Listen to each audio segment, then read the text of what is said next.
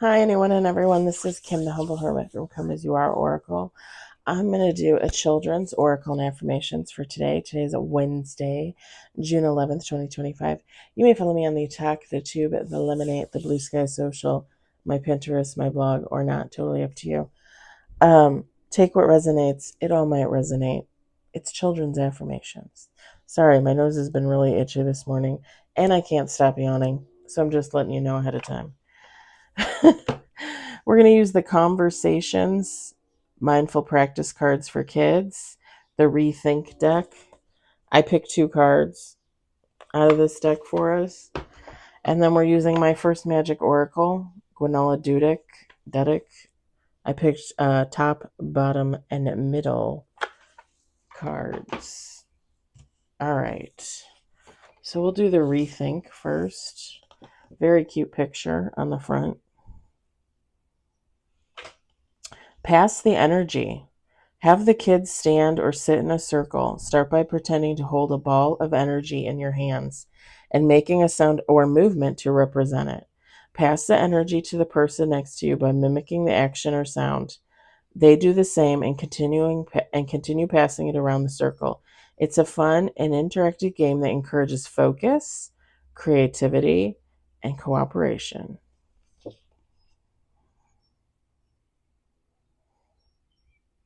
So like if I have my mushroom crystal, right, and I'm gonna pass it to the next kid, like I can either go like this and then pass it, and then the other kid's supposed to go like this and then pass it, or I can go boop and pass it, and that kid goes boop and pass it. I would even say, like, I go like this, and the next kid takes it and goes like this and goes boop, and then the next kid goes like this, boop, eep. You know what I mean? Like every time you add on a thing. That first kid's got it easy, though. Let's just be honest. Whew.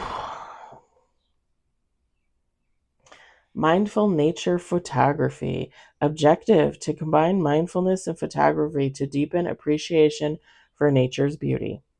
Instruct participants to bring cameras or smartphones while taking a mindful walk in nature.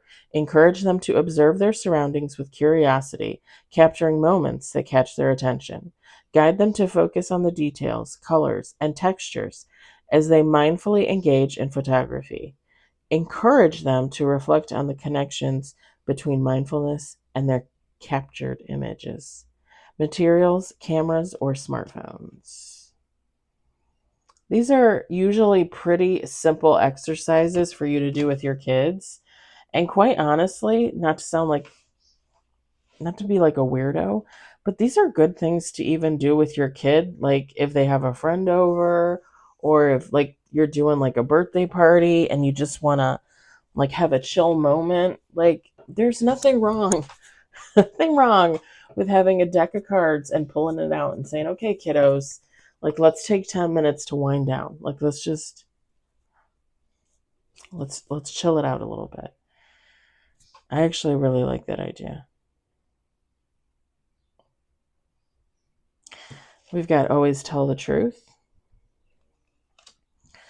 You have to teach you teach your kids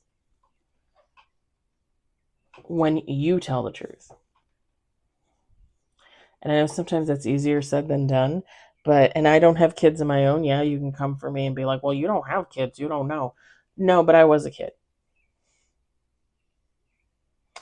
And especially with one specific parent, I could always tell when they were lying. Kids are very smart. Kids are very intuitive.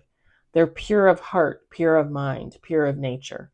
So they're untouched typically by violence and hatred, bigotry, all the negative aspects of life, right? They're usually untouched by that. Usually, not always, unfortunately.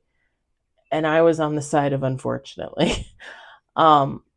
But here's the thing. I would have rather my parents be completely honest with me. I think I was taught at an early age to cover up the negative and replace it with a false positive, meaning that like you don't want to look bad. You don't want the family to look bad. You don't want anybody to look bad. So you just pretend that everything is great, everything is good, And that's what everyone will believe, right? Be truthful with your kids. Be honest with your kids. And I understand there are some things that they don't need to know, right? That's fine. But you still need to figure out a way to be truthful and honest with them. You need to lead by example. You're the parent.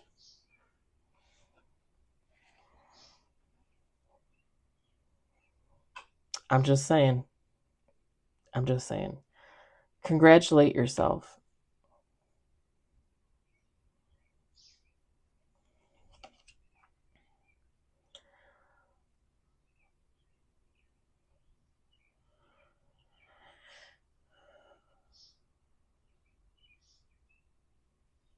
Learning is not easy. And as an adult, if you think learning to heal, learning to get on a spiritual journey is not easy, how do you think that is for kids? How do you think learning is for kids? Do you remember what it was like to have to go to school and sit there and be taught reading, writing, arithmetic, math, science, geography, history? Do you remember what that was like? I remember certain things. It was like in one ear and out the other. I had my favorite class K through 12 was English. I loved reading, I loved writing. But here's the thing, when I was a little kid and they were still teaching cursive and I had to learn cursive, I could not learn cursive to save my life. Even today, as an adult, my cursive is a mix of print and cursive, and it is very loopy and very open because I can't. When you would have the page with all the different letters and how you wrote them in cursive, I couldn't. I couldn't. I couldn't. Because I couldn't do cursive, I got put in special classes because I had a learning disability, because I couldn't figure out cursive. So then I got into a special class for math, and I think I was in a special class for, well, English. Yeah, math and English. And I was in those special classes, and it's basically just a class where you got extra help because it was a smaller class. Um, and I think I was in those classes for 1 year. Here's the deal: learning is not easy, whether you're a kid or you're an adult. So always give yourself some slack, but give your kids some slack. And congratulate the big wins. Congratulate the little wins. Celebrate the big wins and the little wins. Know you are always loved. What do I say at the end of every children's oracle and affirmations? Tell your kids you love them, because that is all they want. And again, you can say, well, Kim, you don't have a kid. Nope, but I was a kid. And even at the ripe old age of 45, I can remember never understanding why nobody ever told me they loved me. You know what I do remember? When people were touching me inappropriately. But I don't remember anyone ever telling me that they loved me. Maybe on my birthday? Like maybe once a year on my birthday, maybe at Christmas. But seriously, your kids should know every fucking day that they are loved. Every fucking day. And this all goes back to what? What does it go back to?